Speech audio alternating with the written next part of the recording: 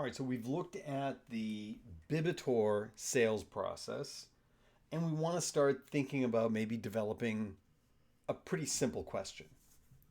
So we're going to go through this idea, right? What did we learn by going through and reviewing, looking at Bibitor itself and their sales process, right? So we're looking at developing the question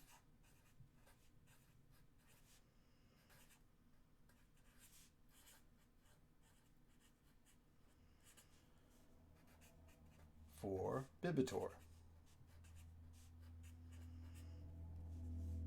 Okay. So what are some of the facts that we learned? Well, we know they have, well, first of all, we know what they sell. They sell wine and spirits. They do it on a retail basis.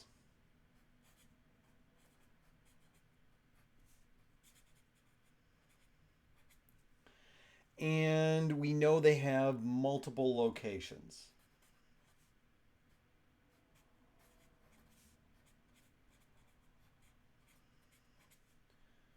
They transmit their sales after the manager approves it, and those are booked once a day.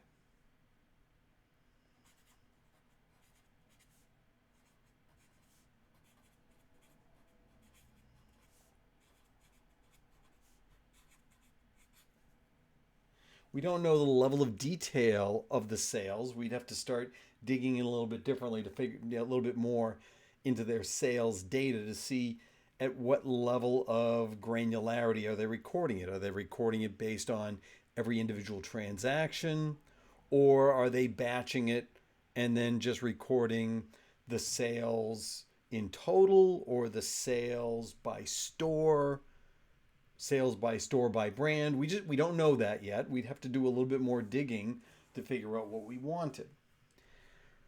We think that maybe there are particular days where, wine and spirits may sell better. So there may be differences in when we have higher sales versus lower sales,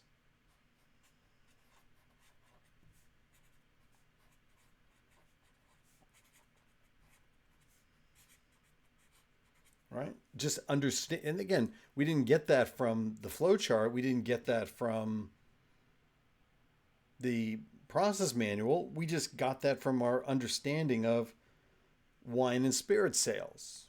You probably consumers of this particular product. When is it that you likely buy it, right? So maybe there are certain days where there are more sales than there are other. It's also possible that there are higher and lower sales months,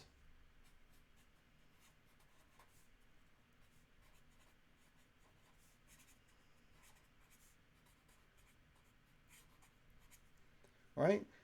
And so we just based on our understanding of this business, based on their understanding of their sales, right, where we got multiple locations, sales are recorded at the end of each day, record each day at the end of the day, end of day.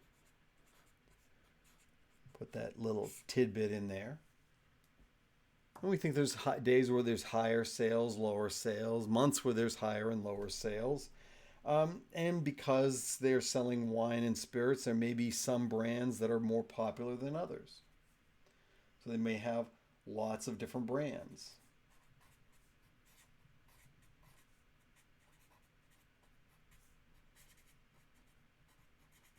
And they may have lots of different bottle sizes.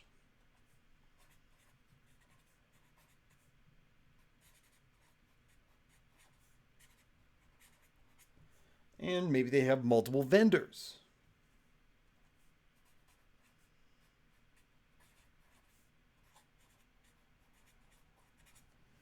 Right? Again, we're just trying to brainstorm what we think this business and how it is operated. And if we want to go a little deeper, we can say we probably have multiple employees that work every day. We might be able to even think about what their opening day is, opening time of the day, and when they close. So there's lots of different things we can start surmising about this particular business.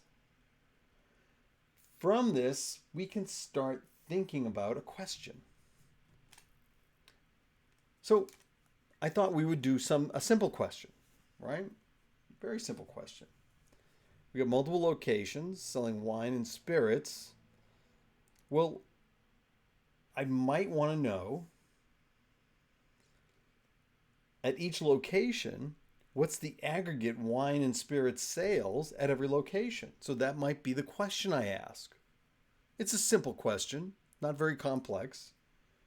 So the question is, what are the sales at each location?